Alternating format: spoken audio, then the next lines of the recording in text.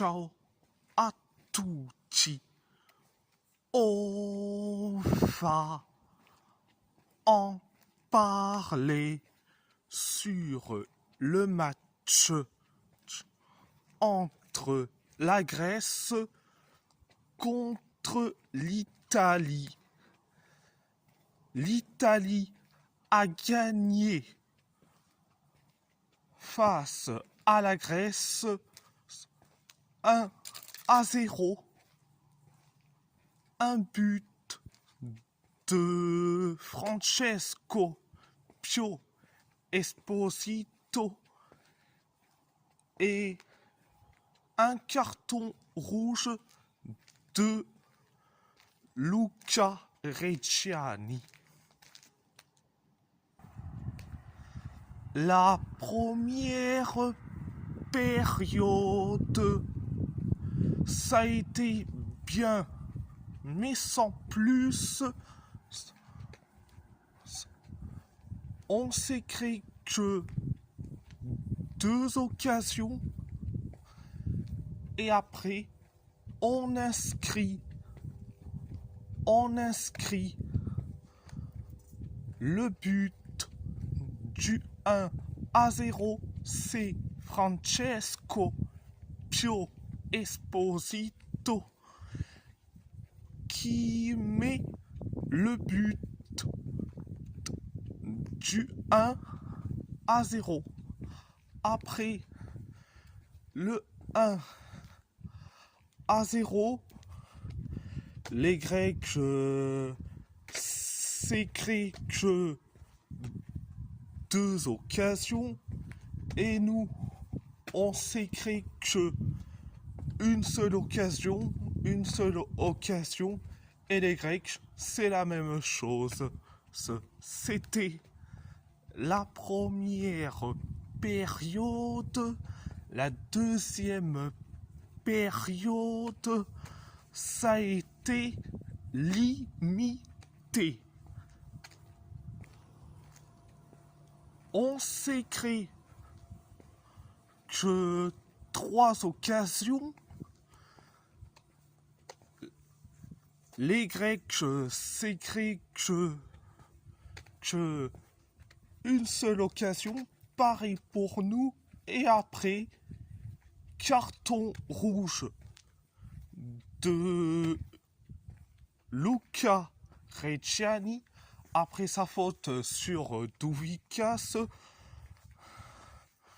Donc, résultat, on a 10 contre 11. Et après le carton rouge pour Luca Reggiani, on s'est créé que une seule occasion. Les Grecs, c'est pareil. Et après, on s'est créé la dernière occasion. Et les Grecs, ils se sont créés et une tonne d'occasions. C'était la deuxième période. Je vais dire franchement, je suis hyper content. Et en plus, on repart sur une victoire. Donc,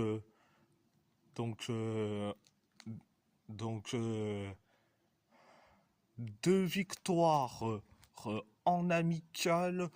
Le sous l'air Silvio Baldini et l'intérimaire. Donc, je vais dire franchement, ça a été très très bien, hein, voire même très bien. Donc, vous attendez à mes tops et mes flops. Donc, mes tops, je vais dire Pio Esposito, Jeff Ekator, Gianluigi Donnarumma, Ernest Aranor, Cher Endur, Luca Coleocho. Oh. Mes flops, Luca Reggiani et Luca Lipani. Et donc, voilà. Mais je vais dire franchement, ces deux matchs amicaux me font kiffer. Surtout les deux matchs où on voit la jeunesse italienne. Quand je vois, le match qui a proposé Filippo Mané par exemple, c'est correct. Mais et franchement, quand tu vois Chiarogia, Aranor, Ekator, Endur, Coleocho, Seydou Fini, je dis franchement, c'est cette révolution que on aurait dû avoir si Spalletti et Gattuso ne faisaient pas les abrutis à chaque liste. Mais bon, bref, on va laisser ces deux abrutis de côté et concentrons sur l'avenir. Et je dis franchement, on a des talents italiens. Donc, il y en a. Mais c'est les clubs de Serie A qui ne font pas confiance. Donc, voilà pourquoi vous verrez un jeune joueur italien, malheureusement, en série B, en série C, ou voire même dans les autres clubs européens, comme le Borussia Dortmund, qui fait confiance aux jeunes joueurs italiens, que ce soit Luca Reggiani, Filippo Caliste-Mané et Samuele Ignacio. Mais en Italie, c'est l'expérience étrangère, mais pas les jeunes joueurs italiens. Ah si, ils font confiance, mais aux jeunes joueurs européens, ou voire même des jeunes joueurs recrutés en provenance d'un club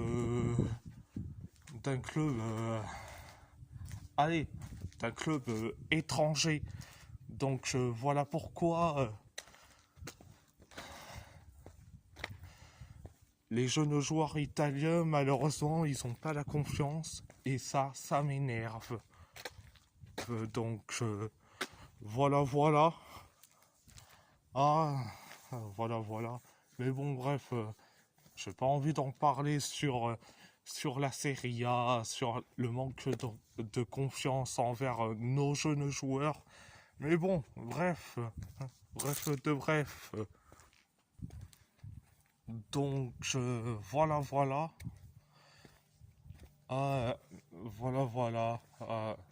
On a nos jeunes joueurs, mais c'est comment il faut les utiliser. Et en plus, j'ai bien aimé les propos de Baldini quand il a dit que le football italien est géré par des escrocs.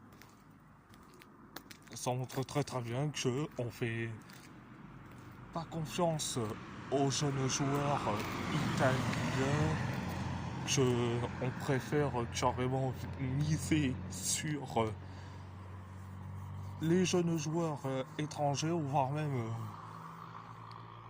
de pas faire l'effort sur les rénovations de stades, des rénovations de centres d'entraînement ou de centres de formation pour nos jeunes joueurs italiens. Et je dis franchement,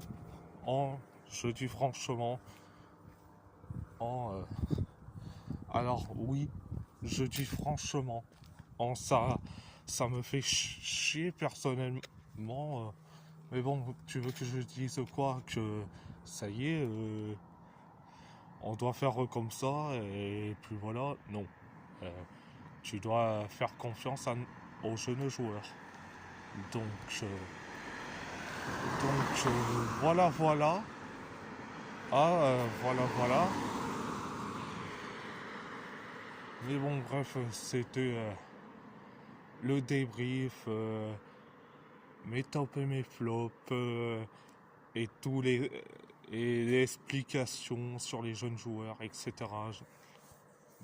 Bon, bref. Et si la vidéo vous plaît, vous plaît, abonnez-vous, abonnez-vous à ma chaîne YouTube, likez, commentez si vous avez envie ou pas, c'est votre choix.